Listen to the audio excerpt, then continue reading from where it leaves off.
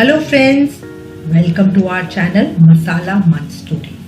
बॉलीवुड मसाला एक अलग अंदाज में। बताओ ऐसे कौन से एक्टर हैं जिन्होंने अपनी पहली ही फिल्म से अवार्ड्स की झड़ी लगा दी और अपने 25 साल के फिल्मी कैरियर में सिर्फ 30 फिल्मों में काम करके 6 फिल्म फेयर अवार्ड्स और 100 से भी ज्यादा दूसरे अवार्ड्स जीतकर इतिहास रच दी। अब शायद उसे लगता है कि अपने टीचर से आगे निकल गया। बताओ ऐसे कौन से एक्टर हैं जो अपनी बेहतरीन एक्टिंग, शानदार डांसिंग, डैशिंग लुक्स और किलर पर्सनालिटी से सबको दीवाना बनाया करते हैं। ऐसे कौन से एक्टर हैं जिन्होंने अपने टैलेंट और काबिलियत के दम पर नेपोटिज्म की परिभाषा ही बदल दी और ये साबित कर दिया कि इंसान की किस्मत खुद अपने हाथों में होती है। ये मत सोचो कि तुम हारे या जीते,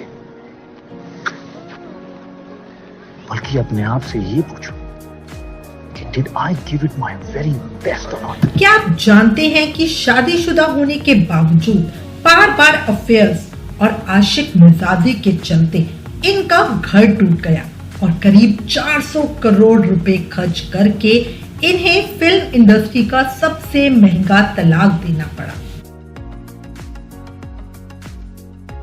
क्या आप मानेंगे कि डांसिंग सुपरस्टार कहलाने वाले इस एक्टर के जीवन में एक ऐसा मोड़ भी आया था जब उन्हें डॉक्टर्स ने ये कह दिया था कि डांस तो दूर, ये ठीक से चल भी नहीं सके। तो फ्रेंड्स, आज हम बात कर रहे हैं 2000 मिलेनियम में नया सितारा बनकर उभरे सबके चहेते करिश्माई एक्टर ऋतिक रोशन की। 10 जनवरी 1974 को मुंबई में जन्मे ऋतिक बॉलीवुड के चर्चित रोशन परिवार में पैदा हुए। इनके पिता राकेश रोशन अपने जमाने में एक्टर रहे, जिन्होंने बाद में फिल्म डायरेक्टर के तौर पर कोयला, करण अर्जुन और कोई मिल गया जैसे के लेटर से शुरू होने वाली कुछ फिल्में बनाई। इनके दादा रोशन लाल नागर अपने जमाने में मशहूर म्यूजिक डायरेक्टर रहे, तो वहीं इनके नाना जे ओम प्रकाश फेमस डायरेक्टर और प्रोड्यूसर रहे। इनके चाचा राजेश रोशन भी जाने माने म्यूजिक कंपोजर और डायरेक्टर रहे। ऋतिक से 2 साल बड़ी इनकी बहन सुनैना रोशन आगे चलकर फिल्म प्रोड्यूसर बनी। वहीं इनकी मां पिंकी रोशन हाउसवाइफ है। एक स्टार परिवार में जन्म लेने के बावजूद ऋतिक को बचपन में बहुत कठिनाइयों का सामना करना पड़ा। हुआ क्या, ऋतिक के दाहिने हाथ में एक एक्स्ट्रा अंगूठा था और बचपन में इन्हें हकलाने की समस्या भी थी, जिस वजह से स्कूल में इनका खूब मजाक उड़ाया जाता और इन दोनों ही वजह से बचपन में ये कभी अपनी पर्सनालिटी को लेकर कॉन्फिडेंट फील नहीं करते। ये दूसरों से बात करने में हमेशा कतराते थे और स्कूल में ओरल टेस्ट में तबीयत का बहाना बनाकर छुट्टी कर लेते थे। जब ऋतिक ने सोचा कि ये बड़े होकर एक्टर बनेंगे, तो एक दिन इन्होंने अपने मन की बात अपने फ्रेंड को बताई, पर उनके दोस्त ने उन्हें कह दिया कि तू ठीक से एक लाइन तो बोल नहीं पाता, एक्टर कैसे बनेगा। और दोस्त की ये बात ऋतिक के मन में बैठ गई। इन्होंने अपने हकलाने की समस्या को ठीक करने का निश्चय किया। ऋतिक ने थेरेपी लेना शुरू किया और साथ ही फिल्म के डायलॉग्स को नोट करके उन्हें बार बार बिना हकलाए बोलने की कोशिश की। इस तरह वक्त और कोशिश के साथ इनकी हकलाने की समस्या बहुत कम हो गई। हालांकि ये पूरी तरह से ठीक नहीं हो सकी। खैर, ऋतिक ने मन में सोच ही लिया था कि वो एक नॉर्मल इंसान है और इंसानों की तरह ही उनके भीतर भी कुछ ना कुछ कमियां, कुछ ना कुछ खामियां हैं ही। कहा जाता है कि इस समस्या से निजात पाने के बाद ऋतिक ने हमेशा हकलाने के मुद्दे पर खुलकर बात की है और अपने पर्सनल लेवल पर ऐसे बच्चों की मदद की है जिन्हें ये समस्या होती है।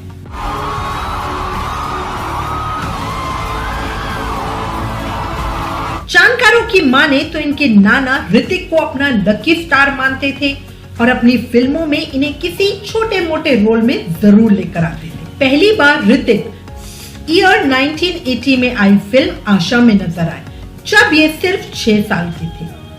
उस समय नन्हे ऋतिक किसी म्यूजिक पर डांस करने की कोशिश कर रहे थे और इनकी जानकारी के बिना इनका वीडियो बना लिया गया और उसे फिल्म में ऐड कर दिया गया।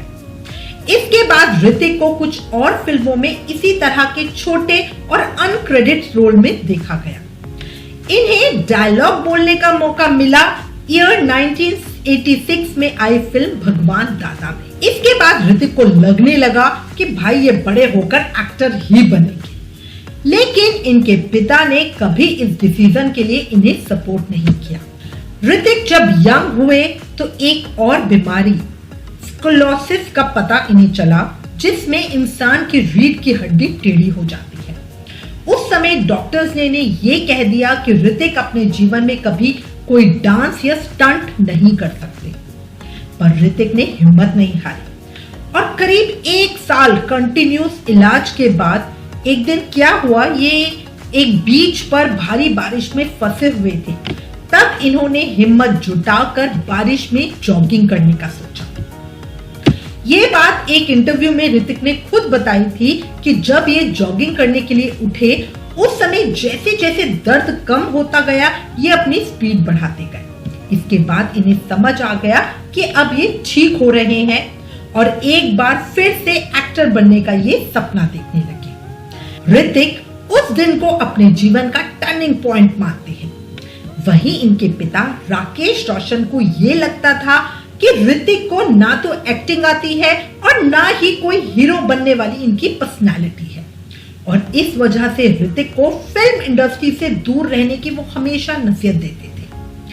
पिता के इस रुख की वजह से ऋतिक अपने शुरुआती करियर में काफी कंफ्यूज रहे। कभी इनका मन अपने दोस्तों को देखकर होटल मैनेजमेंट कोर्स करने का होता था, तो कभी इंजीनियरिंग। बताया जाता है कि इस कंफ्यूजन से तंग आकर एक दिन ऋतिक अपने पिता राकेश रोशन के पास गए और उन्हें साफ साफ खुलकर कह दिया कि उन्हें एक्टिंग ही करनी है। साथ ही ऋतिक ने यह भी कहा कि वो चाहते हैं कि उनके पिता अपनी एक फिल्म में उन्हें मौका दें। उस दौरान रोशन साहब अपनी फिल्म किंग अंकल की मेकिंग में व्यस्त थे। ऋतिक के बहुत इंसिस्ट करने के बाद उन्होंने ऋतिक को अपनी फिल्म में काम तो दिया, लेकिन एक्टर का नहीं, स्पॉट बॉय का, क्योंकि उस समय राकेश रोशन जी ये देखना चाहते थे कि ऋतिक एक चैलेंजिंग जॉब का प्रेशर हैंडल कर सकता है या नहीं। कहा जाता है 19 साल के ऋतिक ने बहुत मन लगाकर काम किया। कभी लोगों को खाना और ड्रिंक सर्व किया, तो कभी माइक और लाइट्स पकड़कर घंटों खड़े रहते। ऋतिक के हार्ड वर्क से राकेश रोशन जी बहुत प्रभावित हुए और अपनी अगली फिल्म जैसे करण अर्जुन और कोयला में इन्हें असिस्टेंट डायरेक्टर के रूप में रखा। एक इंटरव्यू में ऋतिक ने बताया कि कोयला फिल्म की शूटिंग के दौरान ये रोज पैकअप के बाद शाहरुख खान के सीन्स प्रैक्टिस करते थे और उनके डायलॉग्स खुद रिकॉर्ड करके अपने एक्टिंग स्किल्स को सुधारने की कोशिश करते थे।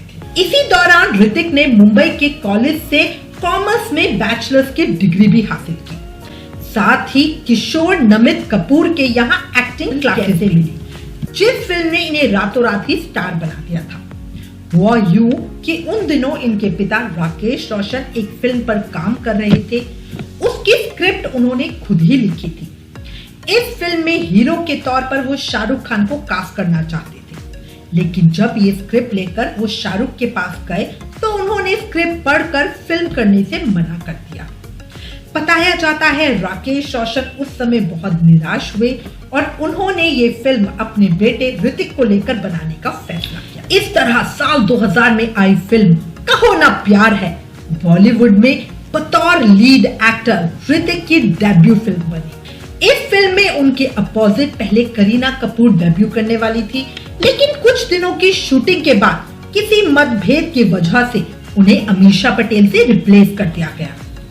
अमीषा की भी ये डेब्यू फिल्म रही और बताया जाता है कि इस फिल्म में अपने लुक्स को इनहैंस करने के लिए ऋतिक ने उसी साल उनकी 2 और फिल्में फिजा और मिशन कश्मीर भी रिलीज हुई। हालांकि ये दोनों ही फिल्में बॉक्स ऑफिस पर एवरेज रही। साल 2001 में आई फिल्म यादें और कभी खुशी कभी गम में करीना कपूर के अपोजिट वो नजर आई। बॉक्स ऑफिस पर यादें तो कुछ खास कमाल नहीं कर सकी, लेकिन मल्टी स्टारर फिल्म कभी खुशी कभी गम ने कमाई के सारे रिकॉर्ड्स तोड़ दिए। साथ ही फिल्म में ऋतिक के अभिनय को क्रिटिक्स ने खूब सराहा। इसके बाद ऋतिक ने एक बहुत बुरा दौर देखा, जब साल 2000 के दौरान इनकी फिल्म आप मुझे अच्छे लगने लगे, न तुम जानो न हम, मुझसे दोस्ती करोगे और मैं प्रेम की दीवानी हूँ, एक के बाद एक फ्लॉप हो गए। फिल्म क्रिटिक्स इन्हें वन फिल्म वंडर कहने लगे, तो वहीं लोगों को भी इन फिल्मों में ऋतिक की एक्टिंग ने कुछ खास प्रभावित नहीं किया। ऋतिक को इससे बहुत निराशा हुई, जिसके बाद इन्होंने अपनी अगली फिल्म कोई मिल गया के लिए जी तोड़ मेहनत की। फिल्म रिलीज हुई तो क्रिटिक से लेकर दर्शकों तक सभी ऋतिक की एक्टिंग देखकर एकदम इम्प्रेस हो गए और फिल्म ने उस साल कमाई के सभी रिकॉर्ड्स तोड़ दिए। रोहित, तुम्हें पता है जंगल में एक एलियन रह गया है? इस फिल्म की कामयाबी से ऋतिक ने अपने सभी आलोचकों को करारा जवाब दिया और एक बार फिर इन्होंने इस फिल्म के लिए उस साल फिल्म फेयर बेस्ट एक्टर और बेस्ट एक्टर क्रिटिक्स अवार्ड भी अपने नाम किया। इसके बाद साल 2004 में ये फरहान अख्तर की फिल्म लक्ष्य में अमिताभ बच्चन के साथ नजर आए। सिनेमा घरों में इस फिल्म ने कुछ खास कमाल नहीं किया, लेकिन जब इस फिल्म को टीवी पे रिलीज किया गया तो इसे बहुत अच्छा रिस्पांस मिला। बताया जाता है कि ऋतिक ने इस फिल्म के लिए बहुत मेहनत की थी और वो आज भी इसे अपनी one of the most challenging film में काउंट करते हैं।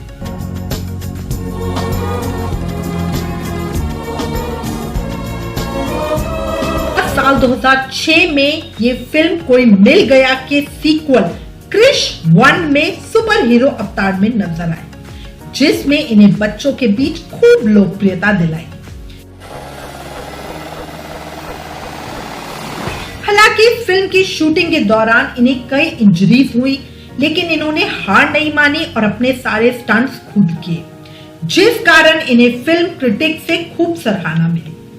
इसी साल आई फिल्म धूम 2 में इन्होंने ऐश्वर्या राय, अभिषेक बच्चन और विपाशा बासु के साथ काम किया। ये फिल्म भी बॉक्स ऑफिस पर सुपरहिट रही। धूम 2 में ऋतिक ने एक चोर का किरदार निभाया, जिसे लोगों ने बहुत पसंद किया। साथ ही इन्होंने उस साल बेस्ट एक्टर का फिल्म फेयर अवार्ड भी अपने नाम किया। साल 2008 में ये आशुतोष गवारिकर की फिल्म जोधा अकबर में नजर आए। ऋतिक एक बार पहले आशुतोष गवारिकर की फिल्म स्वदेश के लिए मना कर चुके थे। बाद में फिल्म की सफलता से वो इतने प्रभावित हुए कि जब आशुतोष अपनी फिल्म जोधा अकबर की स्क्रिप्ट लेकर ऋतिक के पास आए तो उन्होंने फौरन हामी भर दी। इस फिल्म के लिए ऋतिक को तलवारबाजी और उर्दू भाषा भी सीखनी पड़ी। कि शादी के बाद भी वो अपने मजहब और रस्म और रवाज को महफूज रख सके। ऐश्वर्या राय के साथ ऋतिक की जोड़ी को लोगों ने खूब पसंद किया और फिल्म सुपरहिट रही। साथ ही इस फिल्म के लिए ऋतिक को साल के बेस्ट एक्टर के फिल्म फेयर अवार्ड से भी नवाजा गया। इसके बाद साल 2008 में आई फिल्म क्रेजी 4 में एक आइटम सॉन्ग करते भी वो नजर आए। तोड़ दो जंजीरों को, ब्रेक फ्री, गेट रेडी, क्योंकि आ रहे हैं क्रेजी 4। इस साल ऋतिक संजय लीला भंसाली की फिल्म गुजारिश में ऐश्वर्या राय के साथ नजर आए। फिल्म में ऋतिक ने जादूगर की भूमिका निभाई थी, जो कि एक पैरालिसिस से जूझ रहा था। अब यहाँ पे Congrats, you did it. गुजारिश फिल्म बॉक्स ऑफिस पर तो कुछ खास कमाल नहीं कर सकी, लेकिन फिल्म क्रिटिक्स ने इसमें ऋतिक के अभिनय की खूब प्रशंसा की और ऋतिक भी इसे अपनी one of the best film में काउंट करते हैं। इसके बाद साल 2011 में ये Zoya Akhtar director multi starrer film जिंदगी न मिलेगी दोबारा में नजर आए। फिल्म सुपरहिट रही और ऋतिक की नेचुरल एक्टिंग ने खूब तारीफें बटोरी। तुम्हें किस टाइप की लड़की अच्छी लगती? सारी दुनिया में एक ही जुबान है सेन्योरिटा। फिर साल 2012 में आई फिल्म अग्निपथ में निभाए उनके किरदार को लोगों ने बहुत पसंद किया। साथ ही अमिताभ बच्चन की फिल्म अग्निपथ के साथ उसका कंपैरिजन किया। ऋतिक की अग्निपथ सुपरहिट रही। साल 2013 में आई फिल्म कोई मिल गया के सीक्वल क्रिश 3 के साथ प्रियंका चोपड़ा और कंगना रनौत नजर आए। ये फिल्म भी सुपर डुपर। साल 2014 में ये American film night and day की रीमेक फिल्म बैंग बैंग में कैटरीना कैफ के अपोजिट नजर आए। फिल्म में ऋतिक के माचो मैन के किरदार को लोगों ने बहुत पसंद किया और फिल्म ब्लॉकबस्टर हिट रही। हालांकि अपनी दूसरी फिल्मों की तरह ही फिल्म बैंग बैंग के एक्शन सीन्स भी ऋतिक ने बिना स्टंटमैन के खुद ही किए थे। इसी वजह से फिल्म में कुछ high risk action scene shoot करते हुए ऋतिक को सर पे चोट आ गई, जिसकी वजह से इन्हें 3 महीने तक कंप्लीट बेड रेस्ट में रहना पड़ा। इसके अगले साल यानी 2015 में ये हनी सिंह के गाने धीरे धीरे में नजर आए, जिन्हें लोगों ने बहुत पसंद किया। इसके बाद साल 2016 में ये आशुतोष गोवारिकर डायरेक्टेड फिल्म मोहन जुगाड़ो में नजर आई। ये फिल्म फ्लॉप हो गई। इसके बाद ऋतिक ने संजय गुप्ता डायरेक्टेड साल 2017 में आई फिल्म काबिल में अभिनय किया, जिसमें ये एक अंधे व्यक्ति के किरदार को निभाते नजर आए। छोड़ दो खुद को ऐसे मेरी बाहों में, जैसे हवाओं में बादल कोई। इस फिल्म में ऋतिक की जबरदस्त एक्टिंग ने दर्शकों से लेकर क्रिटिक्स तक सबको मोहित कर दिया और फिल्म ब्लॉकबस्टर हिट साबित हुई। साल 2019 ऋतिक के लिए बहुत खास रहा, क्योंकि इनकी 2 बेहतरीन फिल्में सुपर 30 और वॉर रिलीज हुई। बताया जाता है इन्होंने फिल्म सुपर 30 के लिए अपना वजन और कमर का साइज 8 इंच तक बढ़ाया था, तो वहीं फिल्म वॉर में ये खुद से 16 साल छोटे super fit actor tiger Shroff को जबरदस्त टक्कर देते नजर आए। इसके बाद साल 2022 में फिल्म विक्रम वेधा रिलीज हुई, जो कब आई और कब चली गई दर्शकों को क्या किसी को भी नहीं पता चला। नवंबर 2023 में ये सलमान खान की फिल्म टाइगर 3 में कैमियो रोल में नजर आए, जो YRF स्पाइस यूनिवर्स में इनकी स्ट्रॉन्ग प्रेजेंस को दिखाती है। साल 2024 अगर हाल ही की बात करें तो ये अपनी फिल्म फाइटर को लेकर खूब सुर्खियां बटोर रही है। फिल्म में ये एयरफोर्स ऑफिसर के रोल में अनिल कपूर और दीपिका पादुकोण के साथ नजर आए और इनके लुक को फिल्म को बहुत पसंद किया गया। अब अगर ऋतिक की पर्सनल लाइफ की बात करें तो बता दूं कि अपनी पहली फिल्म कहो ना प्यार है की सफलता के बाद इन्हें शादी के लिए करीब 30,000 प्रपोजल मिले, पर शादी के लिए इन्होंने अपने बचपन की फ्रेंड और जाने माने एक्टर और फिल्म मेकर संजय खान की बेटी सुजैन खान को सिलेक्ट किया और दोनों ने साल 2000 के दिसंबर महीने में शादी कर। इस शादी से दोनों को 2 बेटे। जानकारों की माने तो शादीशुदा ऋतिक सूरज बड़जात्या की फिल्म मैं प्रेम की दीवानी हूँ में काम करने के दौरान करीना कपूर को दिल दे बैठे और दोनों एक दूसरे को डेट करने लगे। लेकिन जब ये खबर मीडिया गलियारों से होते हुए उनकी पत्नी सुजैन तक पहुंची तो उन्होंने ऋतिक से इस बारे में सवाल पूछे, साथ ही करीना के साथ काम ना करने की हिदायत दी, जिसे ऋतिक ने मान लिया और फिर कभी करीना के साथ किसी फिल्म में काम नहीं किया। वहीं करीना की मां बबीता ने भी करीना को ऋतिक से दूरी बनाने की हिदायत दी और इस तरह इस रिश्ते का अंत हो गया।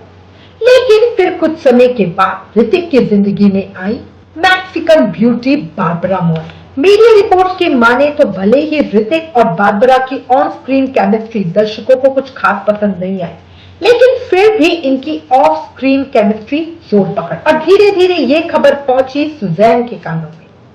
सुजैन पहले ही करीना के साथ ऋतिक के अफेयर की खबरों से परेशान थी और जब उन्हें बार्बरा मॉली के साथ अफेयर की खबरों पता चली तो इससे ऋतिक और सुजैन के बीच दूरियां बढ़ गई। बताया जाता है कि इसी के बाद सुजैन समझ गई कि वो ऋतिक पे ट्रस्ट नहीं कर सकती और वो ऋतिक से दूर रहने लगी। कुछ मीडिया रिपोर्ट्स ने यह भी दावा किया है कि इसके बाद ऋतिक के मनाने और बार्बरा के साथ अपने रिश्ते को खत्म करने की शर्त पर सुजैन घर वापस लौटा, लेकिन खबरों के अनुसार फिर साल 2013 में क्रिश 3 की शूटिंग के दौरान इनकी जिंदगी में एक्ट्रेस कंगना रनौत की एंट्री। कंगना और ऋतिक की दोस्ती फिल्म काइट्स की शूटिंग से ही शुरू हो गई थी, लेकिन कथित तौर पर ये दोनों क्रिश 3 की शूटिंग के बाद एक साथ रिश्ते में आ गए और जब इस बात की खबर सुजैन को लगी तो उन्होंने ऋतिक को डाइवोर्स देने का फैसला कर लिया। ऋतिक और सुजैन ने साल 2014 में म्यूचुअल कंसेंट से डिवोर्स ले लिया और इस डिवोर्स में सुजैन ने पति ऋतिक से 400 करोड़ रुपए की अलमनी की डिमांड की। वहीं रिपोर्ट के अनुसार ये मामला करीब 380 करोड़ में सेटल हुआ और इस तरह ये बॉलीवुड फिल्म इंडस्ट्री का अब तक का सबसे महंगा डिवोर्स साबित हुआ। ऋतिक से जुड़ी कंट्रोवर्सी की बात करें तो साल 2016 में खबर आई कि फिल्म आशिकी 3 के मेकर इस फिल्म में कंगना और ऋतिक को साथ में कास्ट करना चाहते थे, लेकिन ऋतिक के कहने पर कंगना को फिल्म से हटा दिया गया। फिर एक सार्वजनिक इंटरव्यू में कंगना ने ऋतिक को सिली एक्स कह दिया था। कंगना ने कहा कि पूर्व बॉयफ्रेंड बहुत सारी मूर्खतापूर्ण चीजें करते हैं ताकि उन्हें अटेंशन मिल सके, लेकिन अब मैं उन सब बातों से बाहर नहीं चल चुकी। लड़की ने 7 साल आपके साथ काम किया है, क्या आप उसको फोन उठा के नहीं बोल सकते कि क्या तुम मेल करती रहती हो यार, तुमको कुछ काम नहीं है कि कोई और? नहीं, आपने वो मेल इकट्ठे किए, आपने उनकी फाइल बनाई, फिर आपने उसी दिन ऋतिक ने एक ट्वीट किया और कहा कि मेरी पॉप से रोमांस करने की संभावना किसी भी शानदार महिला से ज्यादा है। इसके बाद कंगना ने भी कई बार ऋतिक के साथ अपने संबंधों को लेकर सार्वजनिक रूप से बात की। कंगना के दावे के अनुसार ऋतिक ने अपनी पत्नी सुजैन से तलाक के बाद इनसे शादी का वादा किया था, लेकिन बाद में ऋतिक ने उन्हें पहचानने से भी इनकार कर दिया। इस बयान के बाद ऋतिक ने कंगना को एक लीगल नोटिस भेजा जिसमें यह डिमांड की गई कि वो उनसे माफी मांगे, लेकिन कंगना ने माफी मांगने से साफ इनकार कर दिया। ऋतिक हमेशा कंगना से प्रेम संबंधों को नकारते रहे और ये विवाद इसी तरह खिंचता रहा। खबरों के अनुसार ऋतिक अब सबा आजाद नाम की एक महिला के साथ रिलेशन में है और अब इन दोनों का रिश्ता किसी से छुपा नहीं है। ये कपल आजकल पब्लिकली रोमांस करते दिखता है। खैर, जो भी बात हो, एक सुपरस्टार एक्टर से कहीं ज्यादा क्वालिटीज वाले ऋतिक की बॉडी से लेकर फेशियल फीचर तक सभी इन्हें नॉर्मल इंडियन से काफी अलग और अट्रैक्टिव बनाते हैं। वहीं एक्टिंग की बात करें तो रोमांटिक सीन हो या इमोशनल, एंग्री सीन हो या एक्शन, मिलिटेंट से लेकर देशभक्ति और हैंडीकैप से लेकर सुपर हीरो तक इन्होंने सारे रोल्स निभाए हैं। अपने सभी कैरेक्टर्स को ऋतिक ने सिल्वर स्क्रीन पर हमेशा के लिए एक्टिव किया है। कहा जाता है कि ऋतिक ने कभी भी मास ऑडियंस को देखकर फिल्म साइन नहीं की, बल्कि इन्होंने ये दिखाने की कोशिश की है कि कमर्शियल फिल्मों की स्टोरी भी दमदार होती है।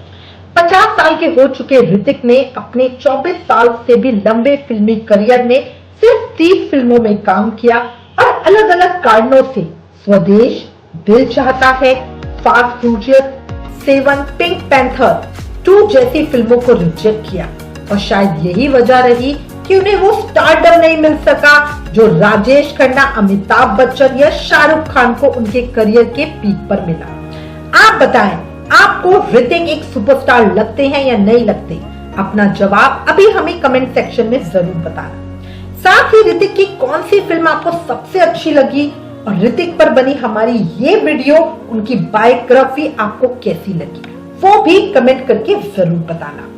अब अपनी अगली वीडियो में आपसे मुलाकात होगी, तब तक बने रहे। मसाला मन स्टोरीज, बॉलीवुड मसाला, एक अलग अंदाज।